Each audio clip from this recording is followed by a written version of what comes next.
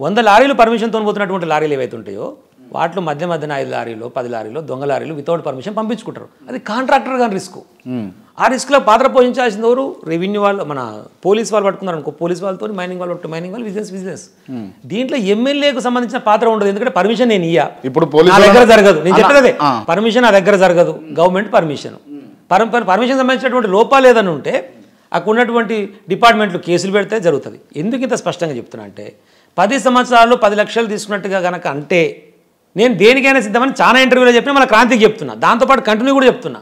గతంలో నేను ఎమ్మెల్యే, నా ప్రభుత్వం వెనక ముందే అనుకుందాం కొద్దిసేపు. ఇప్పుడు నేను ఎమ్మెల్యేని కాదు కదా, నా ప్రభుత్వం కాదు కదా. ఇప్పుడున్న పోయి కాంట్రాక్టర్లను పోయి నువ్వే అడుగు.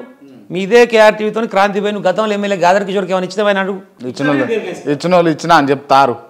మరి అరే చెప్తారు కదా, ఎందుకు చెప్పరు? ఎందుకు చెప్తారు? నాది కాదు కదా గవర్నమెంట్, ఎందుకు దొరుకుతారు? ఇప్పుడు ఏసీబీ అయితే మరి ఇచ్చినోడు చెప్పకపోతే ఇప్పుడు కాంట్రాక్టర్ బయటపడా ఇచ్చినాను ఒప్పుకుంటే దొంగతనం చేసినట్టుగా బయటపడదా? ఎందుకు బయటపడతాడు?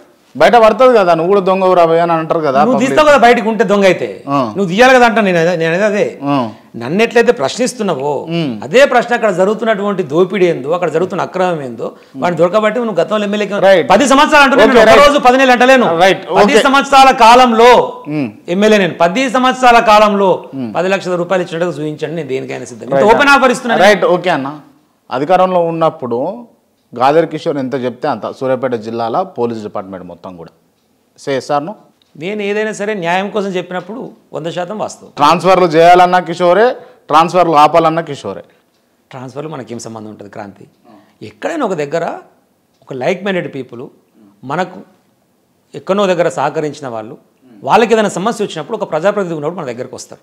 రారు, నాకు సంబంధం లేదని చెప్తే అబద్ధం, కానీ ఎవరో వస్తారు. ఉద్యమంలో ఉన్నప్పుడు ఎగ్జాంపుల్, మీకు ఒక ఎగ్జాంపుల్ చెప్తాను. మమ్మల్ని ఉద్యమంలో అరెస్ట్ చేస్తారు. అప్పుడు పంజాగుట్ట పోలీస్ స్టేషన్లో ఏది మన కేసీఆర్ గారిని నేమ్స్లో పెట్టినప్పుడు మేము అప్పుడు ఆ సార్ని చూపిస్తలేరు, ఏం జరుగుతుందో తెలియదు అన్నప్పుడు మొత్తం కింద నుంచి ఆడదాకా మొత్తం పలగొట్టుకుపోయినప్పుడు అవి కేసులు అయినాయి మా మీద. దాంట్లో అరెస్ట్ చేశారు. అరెస్ట్ చేసిన తర్వాత జైలు నుంచి 14 డేస్కి తీసుకొచ్చి, ఇప్పుడంటే వీడియోలో చూపించేదో చేస్తారు కానీ అప్పుడు కోర్టుకు తీసుకొచ్చి చూయించి మళ్ళీ తీసుకుపోయేది కదా 14 డేస్కి రిమాండ్ ఉన్నప్పుడు. అట్లా ఎస్కాట్ కోసం వచ్చినటువంటి పోలీసులు అప్పుడు పంజాగుట్టలో పనిచేస్తున్నటువంటి ఒక ఎస్ఐ వచ్చి మమ్మల్ని తీసుకొచ్చి రిటర్న్ పోయేటప్పుడు, అన్న మేము యూనిఫామ్ సర్వీసెస్ ఉన్నాం తెలంగాణ, మాకు కూడా ఉంది కానీ మేము చేయలేము అంత బాహాటంగా బయటకు వచ్చి, కనీసం మీకు సపోర్ట్ ఏదైనా చేస్తా, నేను పోతున్నాం కదా, మా హోటల్ పోయి మంచి బిర్యానీ తినిపించి తీసుకుపోతాపా అన్న అని.